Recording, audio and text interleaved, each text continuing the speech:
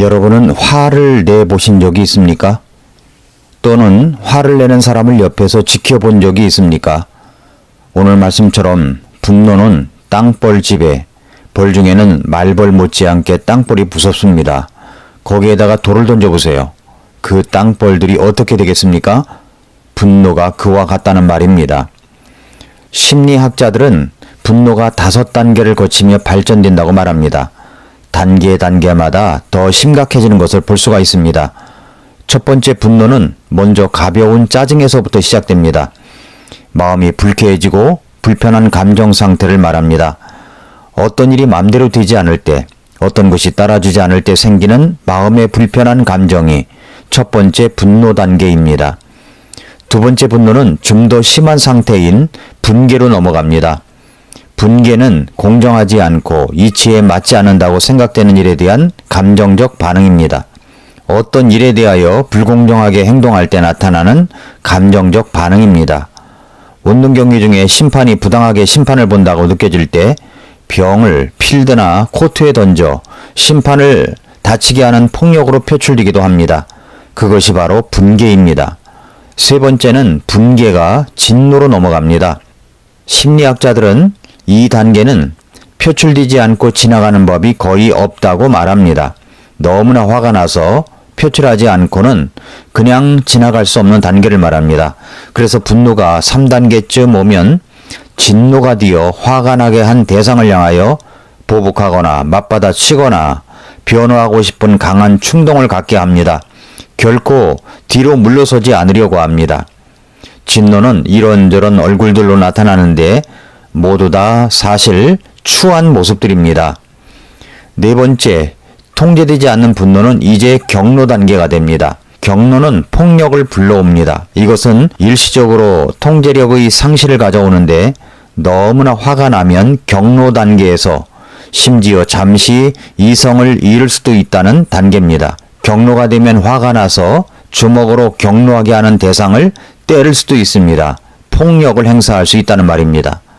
다섯 번째 단계는 분노의 마지막 단계인 광포로 나아가게 됩니다. 광포는 가장 위험한 상태의 분노 단계입니다. 광포 단계가 되면 상대방을 압도하여 잔인한 폭력으로 큰 해를 끼칠 수 있습니다. 그렇게 큰 해를 끼치는데 광포의 감정은 자신이 무슨 짓을 하는지도 모르게 그렇게 상대에게 큰 해를 끼친다는 말입니다. 그 단계까지 가면 살인도 폭행도 서슴지 않고 할 수 있는 단계입니다. 정신이 나간 것입니다. 오늘 본문에 보면 모세가 너무나 화가 나서 반석을 향하여 물을 내라고 하시는 하나님의 말씀이 있음에도 불구하고 너무나 화가 난 감정이 자신을 전적으로 지배를 해서 예전처럼 반석을 쳐서 물을 내게 하므로 그것이 하나님 앞에 범법함이 되어 가나안 땅에 들어가지 못하게 하는 그런 결과를 낳게 된 모습을 봅니다. 그는 반석을 내리치면서 이렇게 말했습니다. 민수기 20장 10절에서 너희 반역자들아 이제 들으라.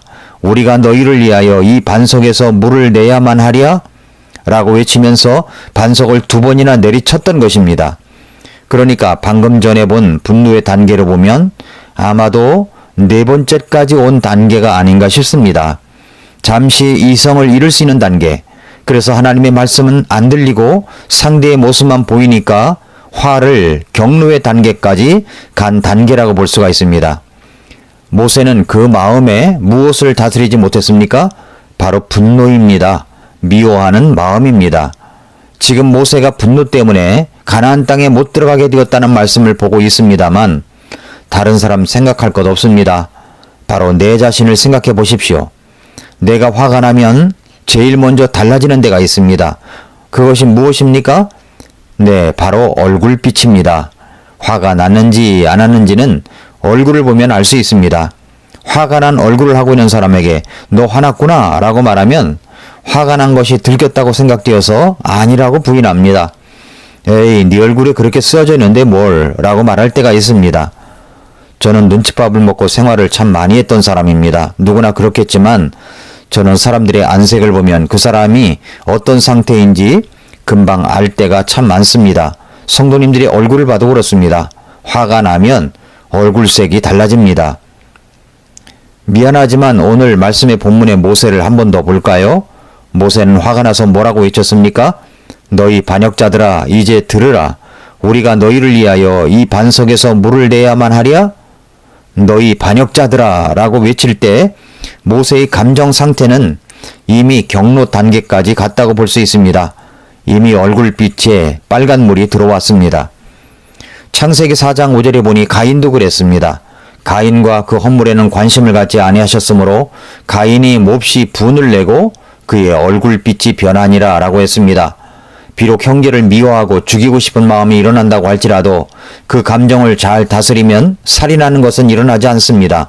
성경은 분노하는 그 자체는 인간의 본성이라고 말했고 미워하는 것이 살인이라고 말씀하고 있습니다. 그래서 에베소서 4장 26절에서 너희는 화를 내고 죄는 짓지 말며 해가 지도록 진노하지 말고 라고 하셨습니다. 성경은 분노의 감정 자체를 죄라고 단정하지 않으셨습니다. 화를 내는 것은 인간의 본성입니다. 그러니까 화를 내는 것과 죄가 구별된다는 말씀입니다. 그러므로 우리는 이것을 알아야 됩니다. 분노의 감정을 해결하지 못하면 그것은 단계를 거쳐서 바로 죄로 연결된다는 것을 알아야 합니다. 분노가 무엇일까요? 우리는 분노에 대해서 알고 있는 것과 분노에 대해서 모르는 것은 차이가 많습니다. 아, 분노가 이런 것이지 라고 느끼고 있으면 그것을 다스리는데 큰 도움이 됩니다. 첫째, 분노는 화가 나면 생기는 생리학적 현상입니다. 물론 분노는 심리학적 현상입니다. 그러나 생리학적 현상이라고 하는 것은 우리가 화가 나게 되면 뇌 속에 있는 화학 물질들이 반응을 하기 때문입니다. 이것을 전문적인 용어를 써서 이야기한다면 화가 나면 감정적인 반응을 관장하는 소뇌의 편도체에서 시상 하부에 지금 분노를 느끼고 있다고 신호를 보냅니다.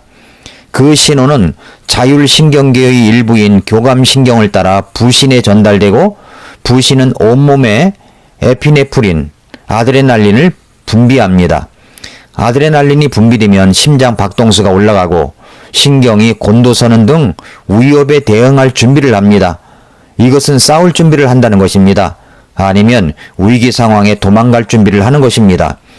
그래서 분노 조절이 안 되는 사람은 이 과정이 시작되는 데 필요한 한계점이 너무 낮기 때문에 사소한 일만 벌어져도 쉽게 화를 냅니다.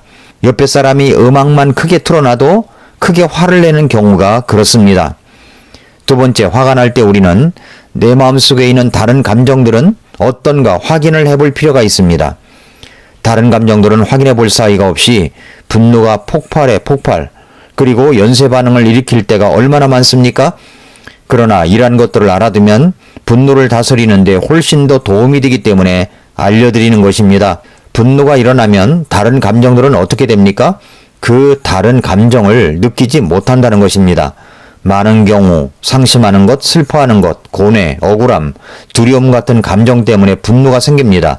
그래서 분노에 대응하는 것이 다른 감정에 대응하는 것보다 쉽기 때문에 분노가 다른 감정을 느끼지 못하게 하기 위해 나타나는 경우가 많습니다. 세 번째, 우리는 분노가 죄가 아니며 정상적이고 건전한 감정이라는 사실을 받아들여야 합니다. 분노하는 것은 인간의 본성입니다. 학대를 받거나 부당한 대우를 받을 때 자신을 지키기 위해서 분노하는 것은 옳은 목적을 달성하기 위한 수단이 됩니다. 다른 사람이 자신을 해치려고 한다면 화가 날 것입니다. 그 분노가 상대방과 맞설 수 있게 합니다. 분노에 찬 행동으로 상대방이 자신을 해치지 못하도록 막을 수 있습니다. 그때의 분노는 무리한 행동이 아닙니다. 네 번째, 지금 화를 내고 있는 내 자신이 분노를 조절하지 못하고 있다는 것을 알아채야 합니다. 분노는 물론 건전한 것입니다. 그러나 건전하지 못한 잘못된 분노도 있다는 것을 우리는 먼저 스스로 알고 있을 것입니다. 여러분의 분노, 어떤 경우에 폭발합니까? 아이가 우유를 엎지르는 것, 어떤 물건을 실수로 떨어뜨렸을 때 그런 사소한 일 때문에 심하게 화를 낸 적이 있습니까? 화가 나면 큰 소리로 비명을 지르거나 남을 때리는 등 공격적으로 행동을 하십니까? 화가 나면 그 화가 난 것 때문에 계속 그 화를 가지고 있습니까? 혹시나 여러분 중에 이런 경우는 없을 것입니다만 어떤 사람은 술을 먹으면 더 분노가 치밀어 올라서 폭력적으로 변하는 사람도 있습니다. 그렇다면 여러분은 그 분노를 조절하지 못하고 있는 사람인 것이 분명합니다. 그래서 습관적으로 화를 내는 것이 빈번하다면 이렇게 하라고 전문가들은 이야기를 합니다. 운동을 해야 합니다. 밤에는 잠을 푹 자야 합니다. 분노 일기를 써보라고 권합니다. 분노 통제 전략을 세우라고 말하기도 합니다. 알렉산더 대왕은 세계를 정복하고 다스린 역사 속 유명한 왕입니다. 그런데 이 세계를 정복했고 나는 더 이상 정복할 땅이 없다고 했던 그 알렉산더 대왕이라고 하는 사람이 자기 마음을 다스리는 분노의 문제는 어떠했을까요? 그에게는 아주 어렸을 때부터 함께 자란 클레토스라는 절친한 친구가 있었습니다. 그 친구는 어른이 되어서도 친구인 알렉산더 대왕의 휘하에서 장군으로 봉사하였습니다. 한 번은 이 친구가 술에 잔뜩 취해 알렉산더의 많은 군졸들 앞에서 대왕을 모욕하는 실수를 저지르게 되었습니다. 어렸을 때부터 같이 자란 기분에서 실수를 한 것 같습니다. 화가 난 알렉산더 대왕은 순간적으로 옆에 있던 군졸의 창을 빼앗아 클레토스에게 던졌습니다. 죽이려는 의도로 그런 행동을 한 것은 아니었지만 불행하게도 그 창이 친구의 가슴에 정확히 꽂혀 결국 죽고 말았습니다. 알렉산더는 자신이 순간적인 행동을 후회했습니다. 자신의 손으로 친구를 죽였다는 생각에 몹시 괴로워하며 자살하려고 했다가 옆에 사람들의 만류로 포기하기도 했습니다. 그는 전 세계는 정복했지만 자기의 분노를 다스리는 일에는 실패했습니다. 잠언 16장 32절에서 이렇게 말씀하셨습니다. 분노하기를 더디하는 자는 용사보다 낫고 자기 영을 다스리는 자는 도시를 취하는 자보다 나으니라. 야고보서 1장 20절에는 사람의 진노가 하나님의 의를 이루지 못하느니라고 말씀을 했습니다. 사랑하는 애청자 여러분, 모세는 분노 때문에 하나님께서 인도하시는 땅 가나안 땅을 목전에 바라보고만 하였을 뿐 가나안에 들어가지는 못했습니다. 우리의 분노는 조절되어야 합니다. 그렇지 않으면 가장 좋은 것을 놓치고 말 것입니다. 언제 여러분은 가까운 사람에게 화를 냈습니까? 이제는 그 화를 푸십시오. 먼저 하나님 앞에 잘못을 시인하고 용서를 비시고 다음으로는 화를 냈던 그분에게 찾아가 정중한 어조로 화해를 시도하면 어떻겠습니까?